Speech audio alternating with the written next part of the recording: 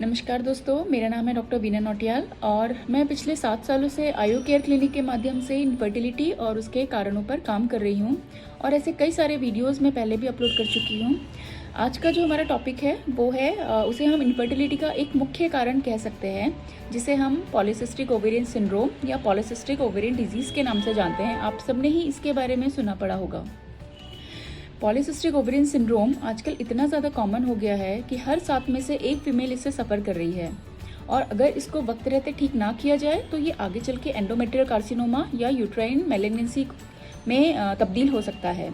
तो इस पे ध्यान देना बहुत ज़रूरी है। कई बार हम इन सारे सिम्टम्स को इग्नोर कर देते हैं। तो आज के इस वीडियो के माध्यम से मैं आप सबको इन्हीं सब चीज़ों के बारे में बताना चाह रही हूँ। क्या इसके कारण हैं PCOS के, कैसे हम इससे बच सकते हैं। तो आइए जानते हैं PCOS होता क्या है। PCOS में क्या सिम्टम्स आते हैं। PCOS के साथ जो सबसे पहले पेशेंट कंप्लेन करता है वो होता है इर्रेगुलर मेंस्ट्रुअल साइकिल।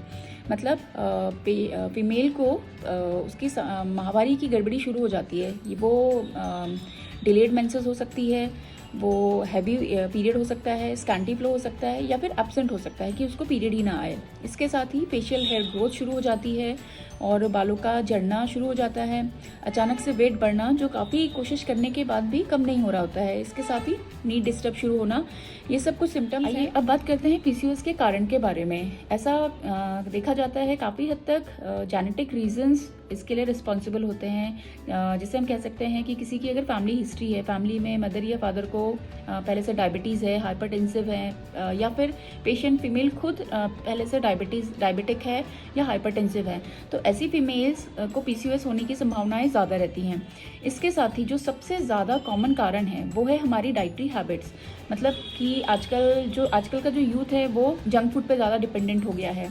हमारी जो लाइफस्टाइल है, जो हमारा लैक ऑफ वर्कआउट है, हम जो काम अपने दिन भर के काम में इतना ज़्यादा बिजी हो जाते हैं, इतना स्ट्रेस हम ले लेते हैं, तो ये सारे कुछ कारण हैं जिसके वजह से PCOS बहुत ज़्यादा कॉमन होते जा रहा है। अब बात करते हैं हम PCOS की बेसिक पैथोलॉजी।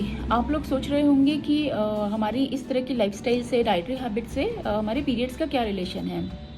तो आइए जानते हैं। एक टर्म होता है जिसे हम कहते हैं इंसुलिन रेजिस्टेंस।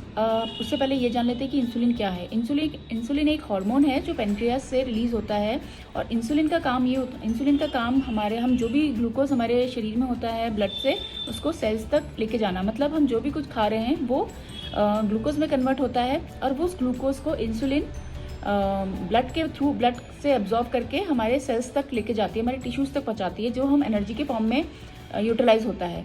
लेकिन किसी कारण से हम PCOS में ऐसा होता है कि जो इंसुलिन है वो अपना काम ठीक से नहीं कर रहा है। जब इंसुलिन अपना काम ठीक से नहीं कर रहा है तो बॉडी को इंसुलिन की डिमांड हो जाती है, तो बॉडी और इंसुलिन प्रोड्यूस करने लगती है। तो जब इंसुलिन तो पहले से बॉडी में है और वो अपनी फंक्शनिंग नहीं कर रहा है, उसकी फंक्शनिंग हैम्पर हो रही है, बॉडी और इंसुलिन रिलीज़ कर रही है, तो इंसुलिन की ब्लड में इंसुलिन बढ़ने लगती है। इसे ही हम हाइपर इंसुलेमिया कहते हैं। और इस हाई लेवल ऑफ इंसुलिन के वजह से जो हमारी ओवरीज हैं वो बल्की हो जाती हैं, साइज़ में बढ़ जाती हैं, जिस वजह से क्या है, हार्मोन्स में गड़बड़ी आना शुरू हो जाता है। वो अपनी फंक्शनिंग ठीक से नहीं करती हैं, जो हार्मोन्स वो रिलीज़ कर रही हैं उसमें गड़बड़ी शुरू हो जाती है। इसे ही हम इंसुलिन रेजिस्टेंस कहते हैं। ओवरी का जो मेन काम है वो है ओवुलेशन, यानी कि एग रिलीज़ करना। माहवारी के 12 से लेकर 14वें दिन तक, 12 से 14 के बीच में कभी भी ओवुलेशन हो सकता है। इसमें क्या है, ओवरी से एग रिलीज़ होता है।